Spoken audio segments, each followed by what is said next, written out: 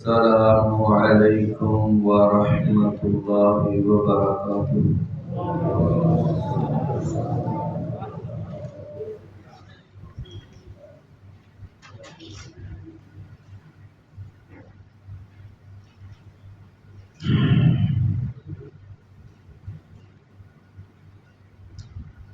سورۃ الزمر آیت نمبر 38 تا 41۔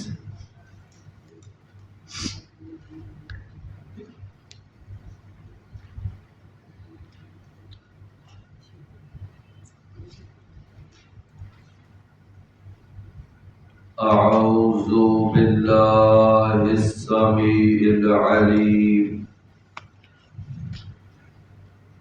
من الشیطان الرجیم من ہمزہ ونفخہ ونفثہ۔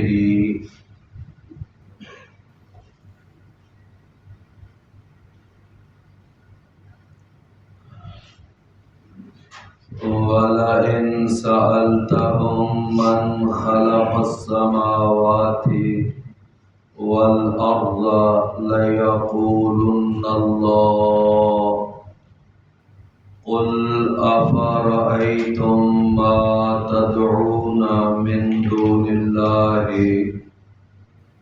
إِنْ أَرَادَنِيَ اللَّهُ بِضُرٍّ هل هن كاشفات ضره أو أرادني برحمة هل هن ممسكات رحمته قل حسبي الله عليه يتوكل المتوكلون۔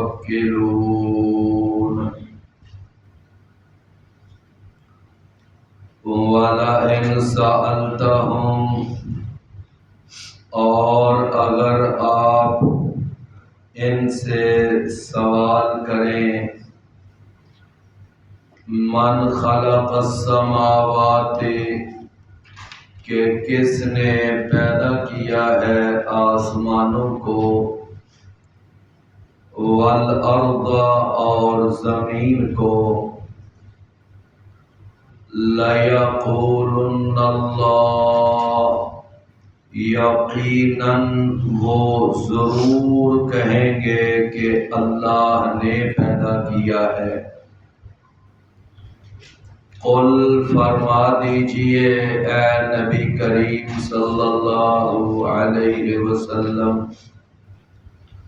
افرأیتم، تو تمہارا کیا خیال ہے، ما تدعون من دون اللہ، ان ہستیوں کے بارے میں کہ جن کو تم اللہ کے سوا پکارتے ہو،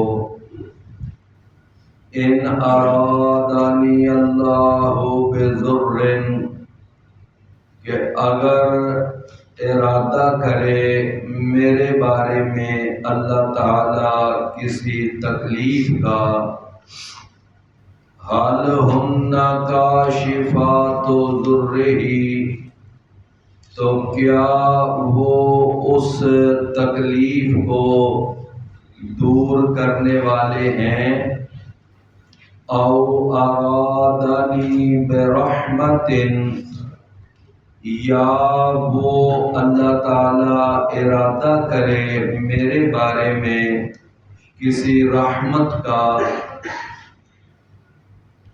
حل ہن ممسکات رحمتہ، تو کیا وہ اس رحمت کو روک سکنے والے ہیں۔ قل، فرما دیجئے اے نبی کریم صلی اللہ علیہ وسلم، حسبی اللہ، میرے لیے اللہ ہی کافی ہے، علیہ یتوکل المتوکلون، اس پر ہی توکل کرتے ہیں توکل کرنے والے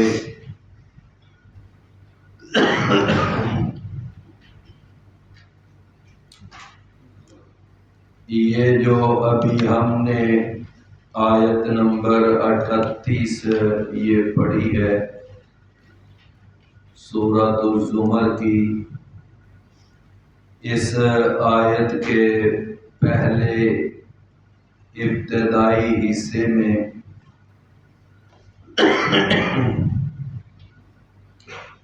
اللہ تعالی نے مشرکین مکہ ان کے عقیدے کا تضاد بیان کیا ہے،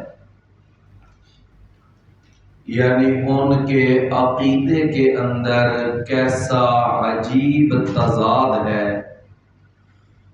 کہ اے نبی کریم صلی اللہ علیہ وسلم، آپ اگر ان سے پوچھیں، یہ جو مکہ کے سردار ہیں، مکہ کے مشرک ہیں، ابو جہل ہے، عتبہ ہے، شیبہ ہے، امیہ بن خلف ہے، وغیرہ وغیرہ، یہ جو مکے کے مشرک ہیں، ابو لہب ہے،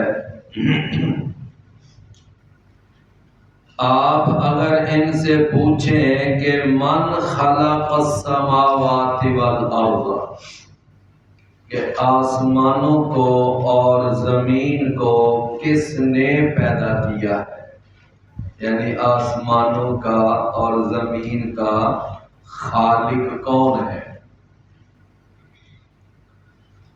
تو فرمایا کہ یہ جو مشرک ہیں اور یہ یعنی ان کے مشرک ہونے میں کوئی شک نہیں ہے، لیکن اتنی بات یہ بھی کہیں گے اور تسلیم کریں گے کہ لَيَقُولُنَّ اللَّهُ، کہ یقیناً وہ ضرور کہیں گے کہ آسمانوں کو اور زمین کو اللہ تعالی نے ہی پیدا کیا ہے، یعنی آسمانوں کا اور زمین کا خالق کون ہے؟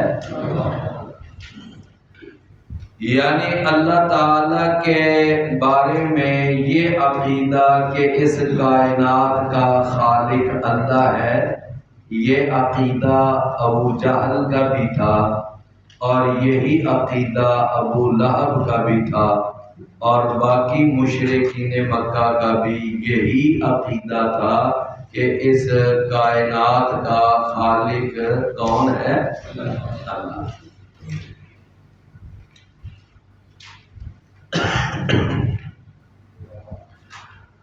اچھا، اب ذرا ایک بات تھوڑی سی سمجھ لیں کہ پہلے بھی خیر کئی دفعہ یہ ہمارے سبق میں بات آئی ہے، لیکن بات کو دہرانے کا مقصد یہ ہوتا ہے کہ کئی افراد چلو ایسے بھی ہو سکتے ہیں کہ جو اس سبق میں نہ ہوں کہ جب وہ بات ہوئی ہو، یا ہوں بھی تو وہ دوبارہ سن کر ذرا اچھی طرح بات یاد ہو جاتی ہے۔ علماء نے یہ بات کتابوں میں، عقیدے کی کتابوں میں لکھی ہے کہ توحید کی 3 اقسام ہیں، موٹی موٹی کتنی اقسام ہیں؟ 3۔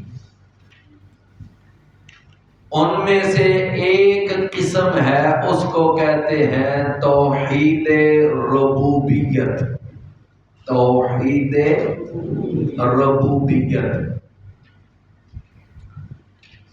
توحید ربوبیت کا معنی کیا ہے بھلا؟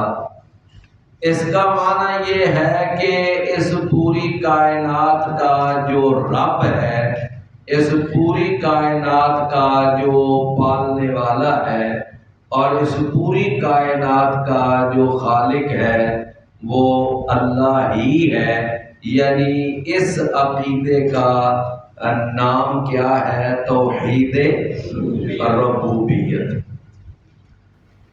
اور آپ ماشاءاللہ جانتے ہیں کہ ہمارے قرآن مجید کا آغاز بھی اسی عقیدے سے ہوتا ہے، توحید ربوبیت سے، الحمدللہ رب العالمین، کہ سارے جہانوں کا جو رب ہے اس کے لیے تمام تعریفیں ہیں۔ اور قرآن مجید کا جہاں اختتام ہوتا ہے سورۃ الناس پہ، تو اس سورۃ الناس کی بھی پہلی آیت کیا ہے؟ قل اعوذ برب الناس، کہ فرما دیجئے اے نبی کریم صلی اللہ علیہ وسلم کہ میں پناہ میں آتا ہوں اس اللہ کی جو سارے لوگوں کا رب ہے۔ تو اس کو کہتے ہیں توحید ربوبیت، کہ اللہ تعالیٰ اس کائنات کا خالق ہے، اللہ تعالیٰ اس کائنات کا پالنے والا ہے، اللہ تعالیٰ ہی اس کائنات کو چلانے والا ہے، اور اللہ تعالیٰ ہی اس کائنات کے تمام لوگوں کی ضروریات پوری کرنے والا ہے، اور اللہ ہی اس پوری کائنات کو ہینڈل کرنے والا ہے۔ یہ آسمان، زمین، سورج، چاند، ستارے، یہ ندیاں، نالے، یہ ساری کائنات، اس کے ایک ایک ذرے پر جو کنٹرول ہے وہ کس کا ہے؟ اس کو کہتے ہیں توحید ربوبیت۔ اچھا، اب توحید کی دوسری قسم ہے، اس کو کہتے ہیں توحید الوہیت۔ توحید الوہیت، توحید الوہیت کا معنی کیا ہے؟ توحید الوہیت کا معنی یہ ہے کہ اس پوری کائنات کے اندر عبادت کے لائق بھی صرف اللہ ہے۔ اور ہم جب اپنا کلمہ طیبہ، کلمہ توحید پڑھتے ہیں تو اس کلمے کے اندر ہم کیا پڑھتے ہیں؟ لا الہ الا اللہ، کہ کوئی بھی عبادت کے لائق نہیں ہے سوائے اللہ۔ بات سمجھ آ گئی نا؟ تو گویا کہ یہ توحید الوہیت ہے، توحید ربوبیت کے اللہ کے سوا کوئی رب نہیں، کوئی پالنے والا نہیں، کوئی خالق نہیں، کوئی کائنات کو چلانے والا نہیں۔ اور توحید الوہیت کا معنی کہ اللہ کے سوا کوئی بھی عبادت کے لائق نہیں۔ فرق سمجھ آ رہا ہے نا؟ کہ عبادت کے لائق بھی کون ہے؟ صرف اللہ۔ اور ان کے اندر ترتیب یہ ہے کہ جب اس پوری کائنات کا خالق، مالک، رازق اور مدبر اور متصرف اللہ ہے، تو پھر اس کا لازمی نتیجہ یہ ہے کہ اس کائنات کے اندر عبادت کے لائق بھی صرف اللہ۔ ہم سجدہ کریں تو صرف ایک اللہ کو، ہماری جبینیں جھکیں تو صرف ایک اللہ کے آگے، ہمارا ماتھا جھکے تو صرف ایک اللہ کی خاطر، ہم اگر دعا کریں تو صرف ایک اللہ سے، التجا کریں تو صرف ایک اللہ سے، مانگنا صرف اللہ سے ہے۔ نماز، روزہ، حج، عمرہ، یہ ساری عبادات کی تمام شکلیں یہ کس کے لیے ہیں؟ صرف ایک اللہ کے لیے۔ نذر و نیاز، چڑھاوا اور یہ لنگر کی تقسیم، سبیلیں لگانا، یہ سب کچھ اللہ کے لیے ہے۔ ان میں سے کوئی چیز بھی اللہ کے سوا کسی اور کے نام کی جائز نہیں۔ اگر جانور ذبح کرنا ہے تو کس کے نام کا؟ اللہ کے نام۔ قربانی کرنی ہے تو کس کے نام کی؟ اللہ کے نام۔ قل ان صلاتی ونسکی ومحیای ومماتی للہ رب العالمین، کہ اے نبی آپ ان کو بتا دو کہ مجھے تم تمہارے عقیدے کا تو پتہ نہیں، میں اپنا عقیدہ تمہارے سامنے بیان کرتا ہوں کہ بے شک میری نماز بھی اللہ کے لیے ہے، میری قربانی بھی اللہ کے لیے، یعنی ہر مالی عبادت اللہ کے لیے، اور میرا جینا بھی اللہ کے لیے، میرا مرنا بھی اللہ کے لیے۔ التحیات للہ والصلوات والطیبات، تو ہر قسم کی قولی عبادت، مالی عبادت، بدنی عبادت، یہ ساری عبادات جو ہیں صرف اللہ کی۔ تو بھی بات سمجھ آ گئی نا؟ تو اس توحید کی قسم کو کیا بولتے ہیں؟ توحید الوہیت۔ تو کیا بات سمجھ آئی کہ اللہ کے سوا اس پوری کائنات کا رب اور خالق اور رازق بھی کوئی نہیں، اور اس پوری کائنات میں اللہ کے سوا عبادت کے لائق بھی کوئی نہیں۔ یہ ہے دو، یعنی توحید ربوبیت اور توحید الوہیت۔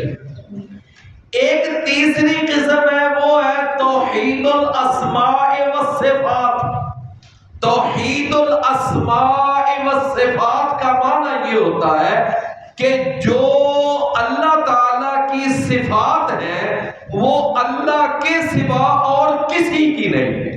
جو اللہ تعالیٰ کے اسماء حسنہ ہیں وہ اللہ کے سوا اور کسی کے نہیں ہے۔ اس کو کہتے ہیں توحید الاسماء والصفات۔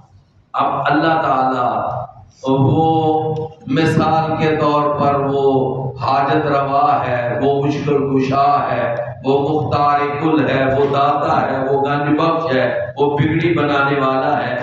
اب یہ تمام جو صفات ہیں یہ اللہ کے علاوہ اور کسی کی نہیں۔ اس کو کہتے ہیں توحید الاسماء والصفات۔ اللہ عالم الغیب ہے اور کوئی عالم الغیب نہیں، اللہ مختار کل ہے اور کوئی مختار کل نہیں ہے، اللہ داتا ہے اور کوئی داتا نہیں، اللہ گنج بخش ہے اور کوئی گنج بخش نہیں۔ اس کو کہتے ہیں توحید الاسماء والصفات۔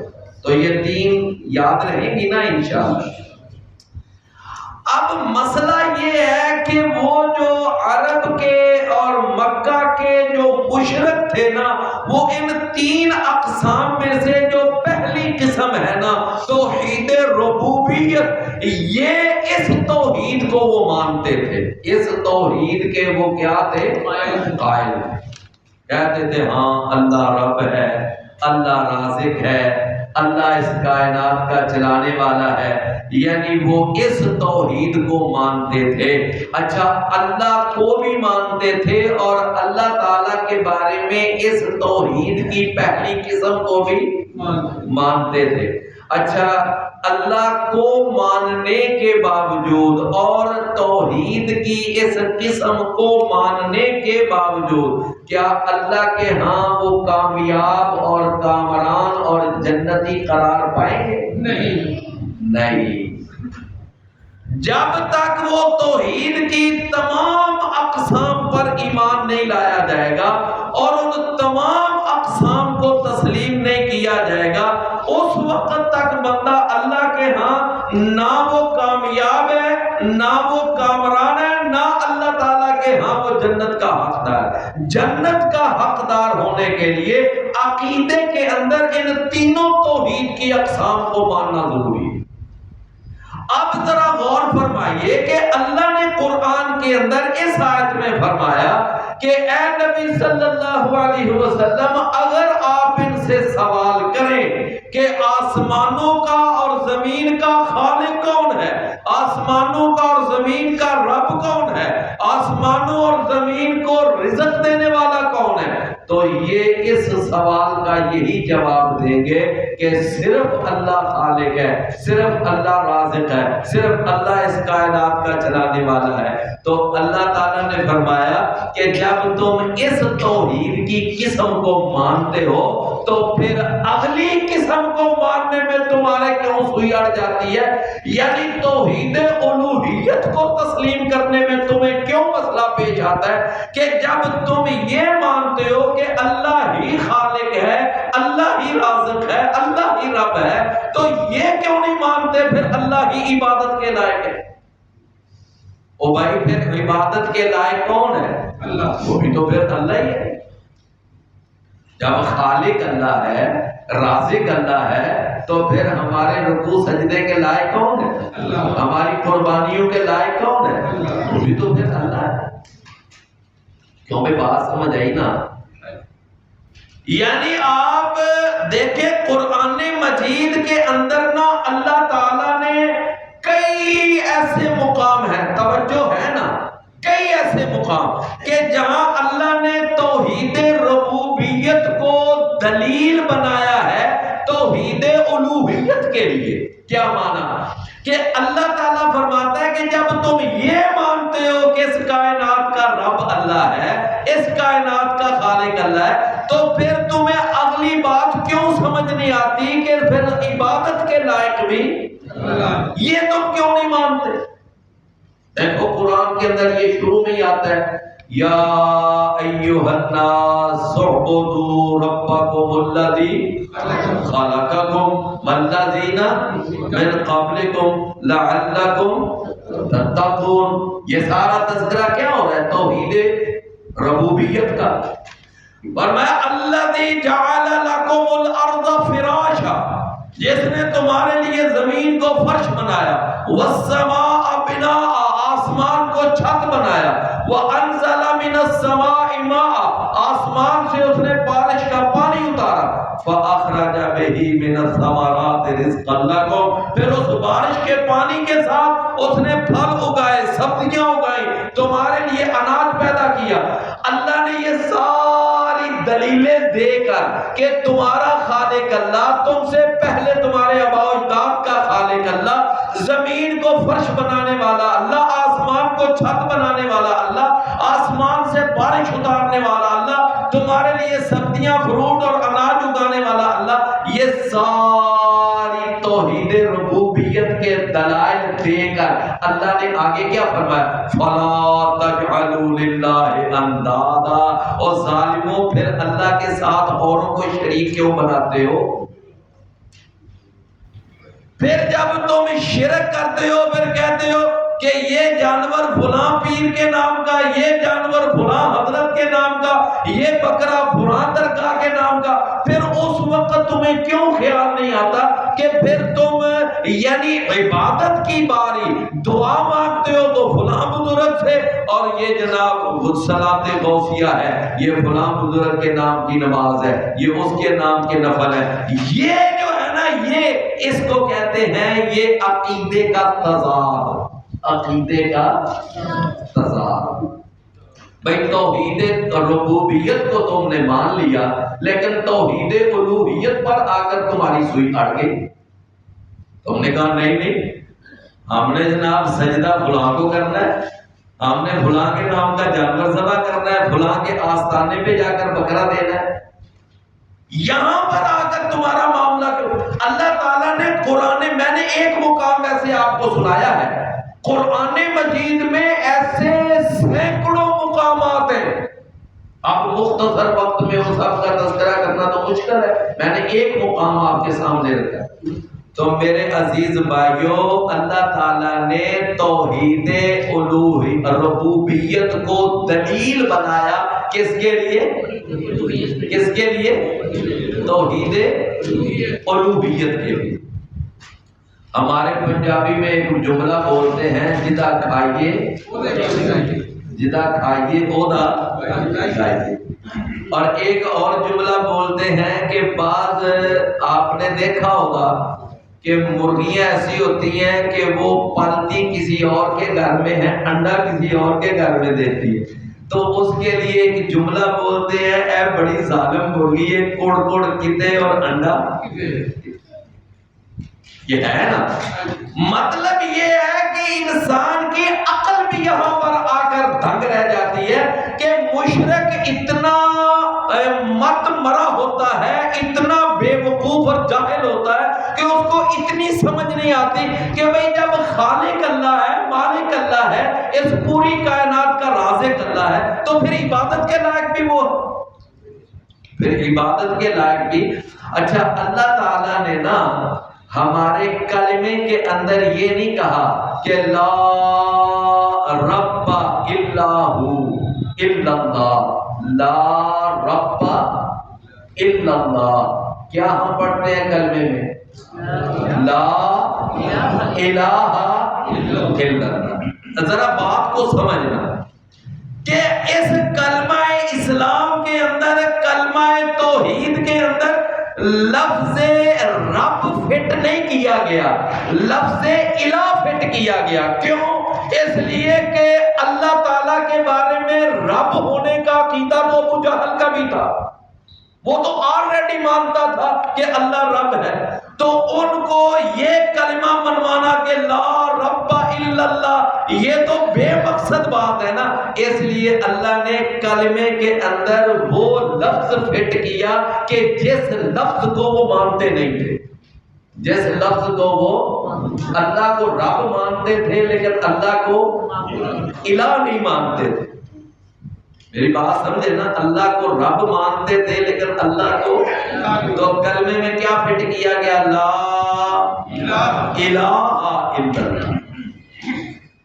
मेरी बात समझ आई ना?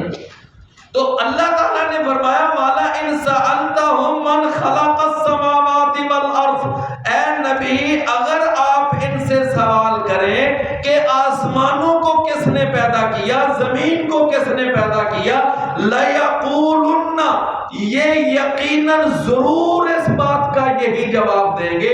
यानी इस बात का ये जवाब दिए बगैर इनके पास कोई चारा ही नहीं है, इनके पास कोई चारा ही नहीं है, ये जवाब देने पे मजबूर है। ये कहेंगे कि अल्लाह, आसमानों का और जमीन का खालिक कौन है? अल्लाह है। तो अल्लाह ताला ने फरमाया ऐ नबी जरा अब जरा आप अपनी जुबान मुबारक से इनको एक और सवाल करें। एक तो ये सवाल हो गया ना, अब एक और सवाल भी करेंगे। वो सवाल क्या है?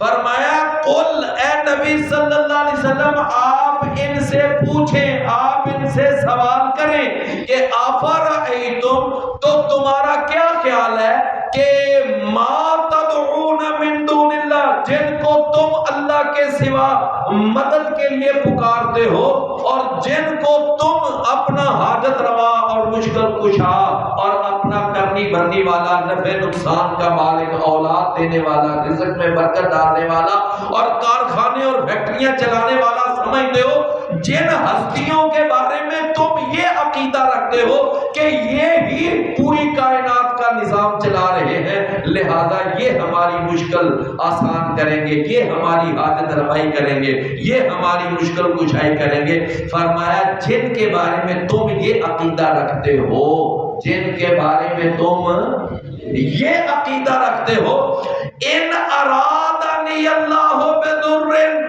ऐ नबी आप इनसे सवाल करें कि अगर अल्लाह ताला मेरे बारे में इरादा कर ले किसी तकलीफ के पहुंचाने का, कि अल्लाह चाहे कि मैं मोहम्मद करीम सल्लल्लाहु अलैहि वसल्लम पर कोई तकलीफ नाज़िल करूं, कोई परेशानी नाज़िल करूं, कोई इनके ऊपर मुसीबत आ जाए, अच्छा क्या ख्याल है मोहम्मद रसूलुल्लाह सल्लल्लाहु अलैहि वसल्लम को जिंदगी में कोई तकलीफें नहीं आई?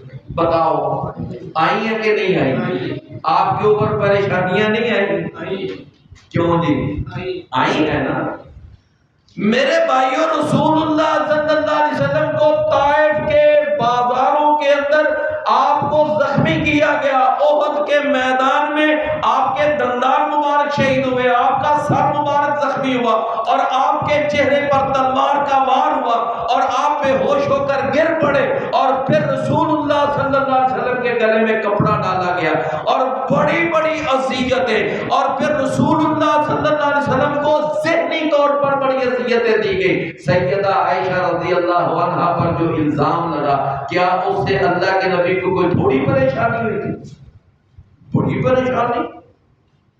तो फरमाया ऐ नबी आप इनसे पूछें कि अगर अल्लाह मेरे बारे में किसी परेशानी का, किसी तकलीफ का अगर अल्लाह इरादा कर ले کہ میں نے محمد صلی اللہ علیہ وسلم پر یہ پریشانی نازل کرنی ہے، یہ تکلیف نازل کرنی ہے، تو فرمایا حل ہن کاشفات ضرہ، تو کیا یہ تمہاری ہستیاں جن کو تم اللہ کے سوا اپنے حاجت روا مشکل کشا سمجھتے ہو، یہ سارے مل کر میری اس پریشانی کو یہ دور کر سکتے ہیں؟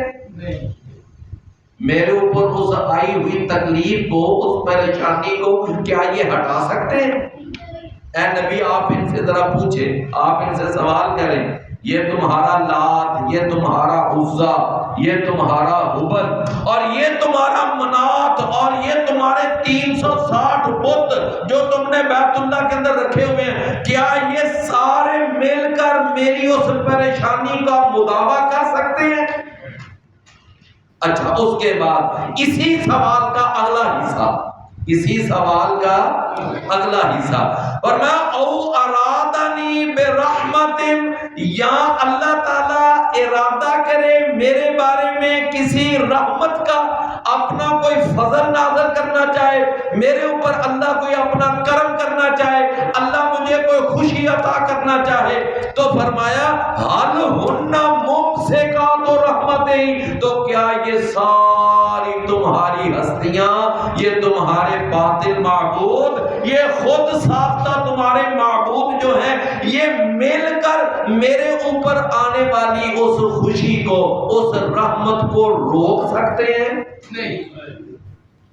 کہ یہ خوشی محمد صلی اللہ علیہ وسلم پر آ رہی ہے، ہم نے نہیں آنے دینی، کیا ان کے اندر اتنی طاقت، اتنی پاور ہے؟ نہیں۔ فرمایا حل ہن ممسکات رحمتہ۔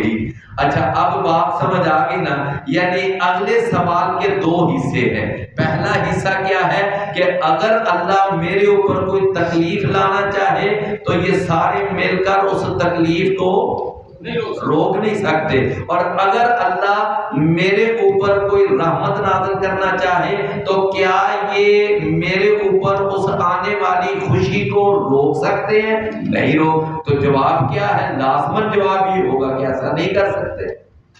جواب کیا ہے کہ ایسا نہیں کر سکتے۔ اللہ اکبر۔ نبی کریم صلی اللہ علیہ وسلم نے نا اپنے چچا زاد جناب عبداللہ بن عباس، عبداللہ بن رضی اللہ عنہ، آپ نے ان کو، وہ چونکہ چھوٹی عمر والے تھے اگرچہ اللہ کے رسول کے کزن تھے، چونکہ عباس اللہ کے نبی کے کیا لگتے تھے؟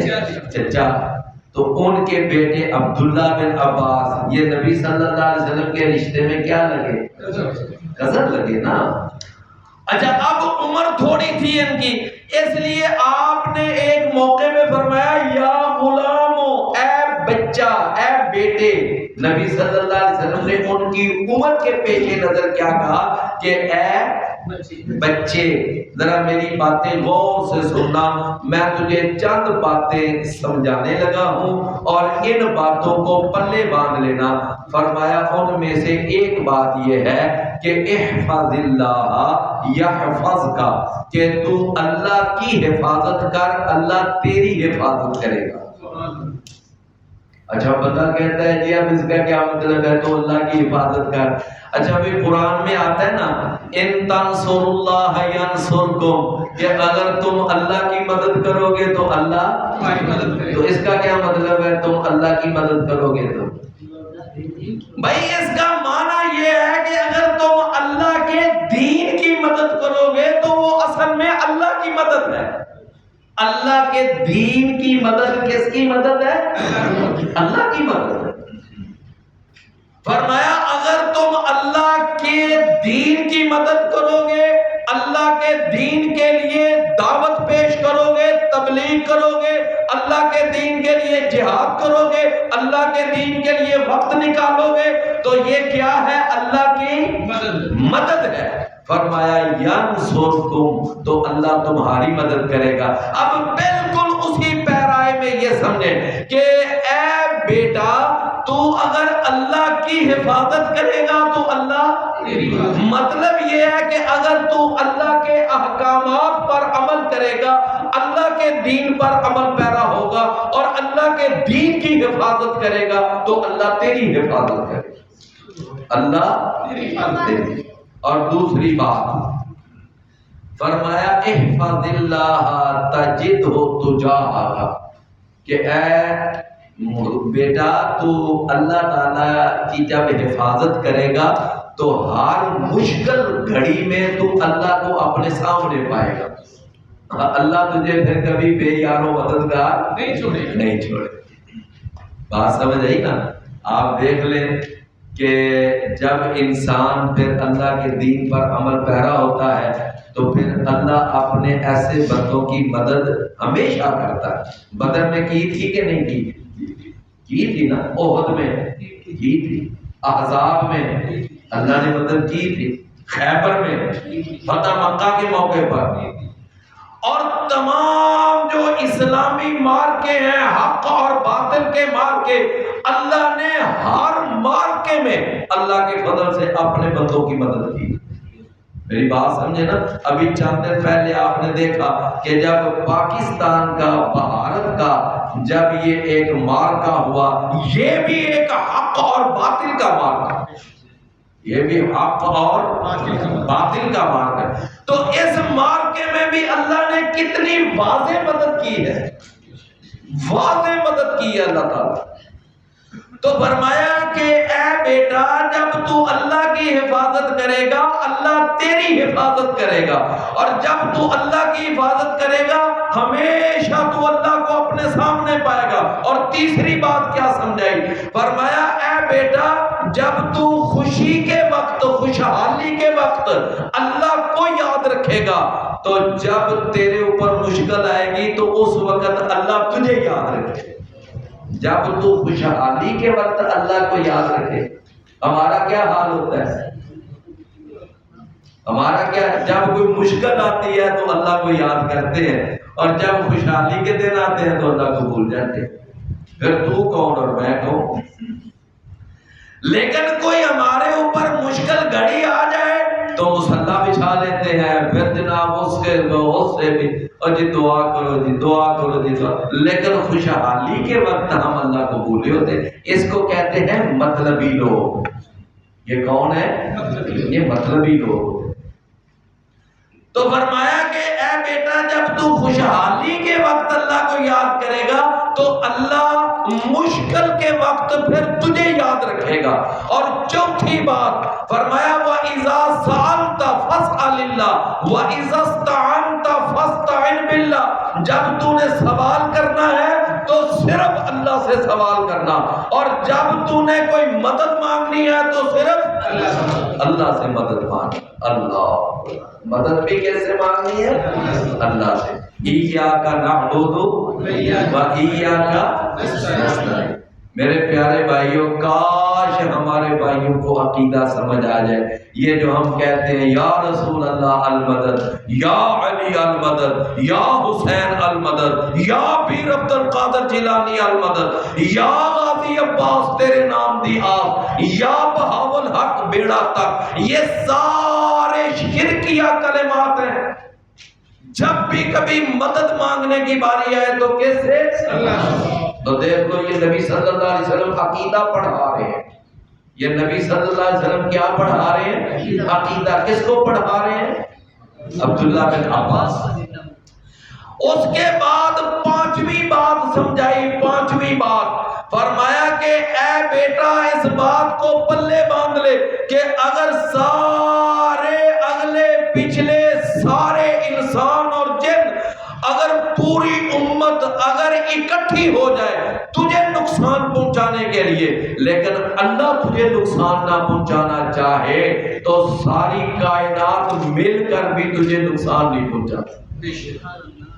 ساری کائنات مل کر بھی تجھے، جب اللہ نے وہ تقدیر میں نقصان نہیں نہ لکھا ہوا تو پھر ساری کائنات مل کر بھی تجھے وہ نقصان نہیں پہنچا۔ فرمایا اور اس کے ساتھ ملتا جلتا اگلا عقیدہ کہ اگر ساری کائنات تجھے کوئی فائدہ پہنچانا چاہے جبکہ اللہ وہ فائدہ تجھے نہ پہنچانا چاہے تو پوری کائنات اکٹھی ہو جائے سر جوڑ لے، لیکن وہ سارے مل کر بھی تجھے وہ فائدہ نہیں پہنچا۔ یہ عقیدہ پڑھا رہے ہیں نبی صلی اللہ علیہ وسلم۔ تو میرے پیارے بھائیوں، رسول اللہ صلی اللہ علیہ وسلم نے جو اللہ نے عقیدہ رسول اللہ کو پڑھایا اور وہی عقیدہ آگے آپ نے اپنی امت کو پڑھایا کہ ساری کائنات مل کر کسی کو فائدہ نہیں دے سکتے اور ساری کائنات مل کر کسی کو نقصان نہیں پہنچا سکتے. تو پھر ہم اگر یہ کہیں کہ نفع نقصان کا مالک کون ہے؟ اللہ ہے. نفع نقصان کا مالک اللہ کے سوا کوئی نفع نقصان کا مالک. فرمایا قل حسبی اللہ، کہہ دیجئے کہ میرے لیے اللہ ہی کافی ہے، میرے لیے اللہ اکبر. او بھائی، جب نقصان کوئی آنے والا ہو تو اس کو اللہ کے سوا کوئی روک نہیں سکتا، اور کوئی رحمت آنے والی ہو تو اس کو اللہ کے سوا کوئی روک نہیں سکتا. تو پھر مجھے یعنی عقیدہ کیا رکھنا چاہیے کہ میرے لیے اللہ ہی کافی ہے. میرا اعتماد، میرا بھروسہ، میری آس، میری امید کس پر ہے؟ اللہ، صرف اللہ. میری بات سمجھ آ گئی نا؟ فرمایا قل حسبی اللہ.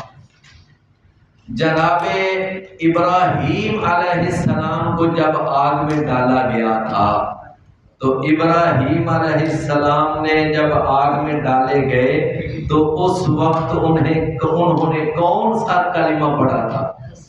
حسبنا اللہ. کیا پڑھا تھا؟ حسبنا اللہ، اللہ ہی مجھے کافی. رسول اللہ صلی اللہ علیہ وسلم کے صحابہ احد کی جنگ سے فارغ ہوئے اور تھوڑی دیر کے بعد نا وہ ابو سفیان جو اس وقت کافروں کا سپہ سالار، اس نے نا ایک یعنی ایک نفسیاتی وار کرنا چاہا. کیا کرنا چاہا؟ نفسیاتی وار. اور اس نے نا ایک قاصد بھیجا، ایک یا دو. اس نے کہا جاؤ جا کر محمد صلی اللہ علیہ وسلم کو نا ذرا ڈراوا ڈالو اور اس کو کہو کہ ابو سفیان ایک بہت بڑا لشکر لے کر دوبارہ پلٹ کے آ رہا ہے، دوبارہ. پر اب دیکھو نبی صلی اللہ علیہ وسلم اور صحابہ ابھی احد پہاڑ پر ہیں، کسی کا بازو کٹا ہوا ہے، کسی کی ٹانگ پہ زخم ہے، کسی کے سر پہ زخم ہے، سارے ابھی زخمی بیٹھے ہوئے ہیں اور زخموں سے چور بیٹھے ہوئے ہیں. جب یہ پیغام آیا نا کہ ابو سفیان ایک بڑا تازہ دم لشکر لے کر آ رہا ہے، تو اس وقت اللہ اکبر، وہ جناب رسول اللہ صلی اللہ علیہ وسلم کے صحابہ، اللہ کے رسول نے تربیت ہی ایسی کی تھی، سارے بولے اور کہنے لگے حسبنا اللہ. کیا کہا؟ حسبنا. اگرچہ ہم زخمی ہیں، اگرچہ ہم اس وقت یعنی بڑی سخت حالت میں ہیں اور ہم اس وقت بہت سخت کیفیت سے دو چار ہیں، لیکن اگر ابو سفیان آئے گا، دوبارہ لشکر لے کر آئے گا، تو ہم پھر اس کا مقابلہ کرنے کے لیے ہم وقت تیار ہیں. کیوں؟ اس لیے کہ ہمارے لیے اللہ ہی کافی ہے، ہمارے لیے اللہ ہے. فرمایا علیہ یتوکل المتوکلون، اور اسی پر توکل کرتے ہیں کون؟ قل یا قوم اعملوا، کہہ دیجئے نبی صلی اللہ علیہ وسلم، اے میری قوم کے لوگوں، اعملوا، تم عمل کرو، علی مکانتکم، اپنی جگہ. تم نے جو عمل کرنا ہے اپنی جگہ کرو. تم یہ جو شرک کرتے ہو، یہ جو بزرگوں کے آستانوں پہ حاضریاں دیتے ہو، وہاں ننگے پہنچ جاتے ہو، الٹے قدم واپس آتے ہو، وہاں عرس کرتے ہو، میلے کرتے ہو اور وہاں جا کر ان کے نام کی نظر و نیاز دیتے ہو، چڑھاوے چڑھاتے ہو، یہ جو شرکیہ اعمال تم کر رہے ہو کرو. اعملوا علی مکانتکم، کرو تم اپنی اپنی جگہ جو عمل کر رہے ہو، اپنے وہ کفریہ شرکیہ اعمال جو کر رہے ہو کرو. فرمایا انی عامل، میں بھی عمل کرنے والا ہوں، میں اللہ کے دین پر عمل کرنے والا ہوں، قرآن اور حدیث پر عمل کرنے والا ہوں، اللہ کی بتائی ہوئی شریعت پر چلنے والا ہوں. فسوف تعلمون، ان قریب تم جان لو گے کہ صحیح لائن پر کون عمل کر رہا ہے، صحیح ٹریک پر کون عمل کر رہا ہے. تم اپنی جگہ عمل کرو، میں اپنی جگہ. وہ ہے نا قرآن میں لکم دینکم ولی دین، تمہارے لیے تمہارا دین ہے، میرے لیے میرا دین ہے. فرمایا من یأتی فسوف تعلمون، ان قریب تم جان لو گے، کیا جان لو گے؟ من یأتیہ عذاب یخزیہ، کہ کون ہے کہ جس کے پاس آتا ہے وہ عذاب جو اس کو رسوا کر دے گا، وَيَحِلُّ عَلَيْهِ عَذَابٌ مُقِيمٌ، اور کون ہے کہ اس پر اترتا ہے دائمی عذاب۔ عذاب مقیم کا معنی کیا ہے؟ دائمی عذاب۔ اچھا، عذاب یخزی ہے، اس سے مراد ہے دنیا کا عذاب، اور عذاب مقیم سے مراد کیا ہے؟ جہنم کا، آخرت کا عذاب۔ تو میری بات سمجھ آ گئی نا؟ تو دنیا کے عذاب کی طرف بھی اشارہ کر دیا اور آخرت کے عذاب کی طرف بھی۔ اللہ، جب بدر کی جنگ مکمل ہوگی نا تو نبی صلی اللہ علیہ وسلم نے نا تیسرے دن اپنے صحابہ سے کہا کہ یہ جتنے کافر مرے پڑے ہیں نا، ان کی ساروں کی لاشیں گھسیٹ کرنا، وہ فلاں ایک کنواں ہے وہاں ساری لاشیں ڈالو، پھینکو، ساری ان کی لاشیں وہاں پر پھینک دی گئی۔ اچھا، اللہ کے نبی ایک اونٹنی پر سوار ہوئے اور آپ اس کنویں کے سرے پر جا کر کھڑے ہو گئے، تو جا کر آپ نے نا ان سے پوچھا، کہنے لگے کہ اے بڑے بڑے سرداروں قریش مکہ، مجھے بتاؤ کہ جو اللہ نے ہم سے وعدہ کیا تھا وہ اللہ کا کیا ہوا وعدہ ہم نے تو سچا پایا۔ اللہ نے ہم سے کیا وعدہ کیا تھا کہ میں تمہاری مدد کروں گا، تو اللہ نے ہماری مدد کی ہے۔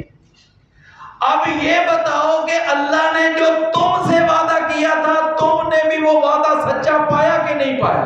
تمہارے ساتھ اللہ کا کیا وعدہ تھا کہ اگر تم نے اس دین سے روگردانی اختیار کی، اس دین کی مخالفت کی اور محمد صلی اللہ علیہ وسلم کی مخالفت سے باز نہ آئے تو پھر اللہ کا تمہارے اوپر عذاب آئے گا، تو تم نے وہ وعدہ سچا پایا کہ نہیں پایا؟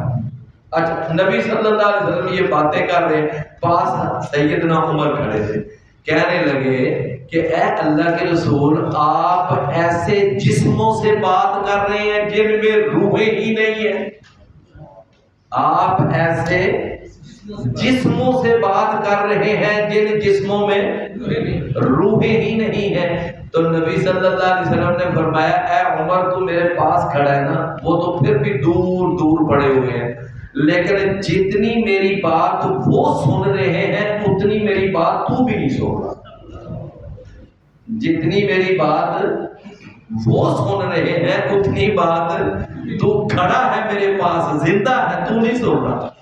فرمایا اللہ ان کو میری بات سنا رہا ہے، اللہ ان کو، بھائی اللہ تعالیٰ تو جس کو چاہے سنا سکتا ہے۔ یہاں پر لوگوں نے ایسے ہی جناب مسئلہ بنایا ہوا ہے، اور دیکھو جی یہاں سے ثابت ہوا مردے سنتے ہیں۔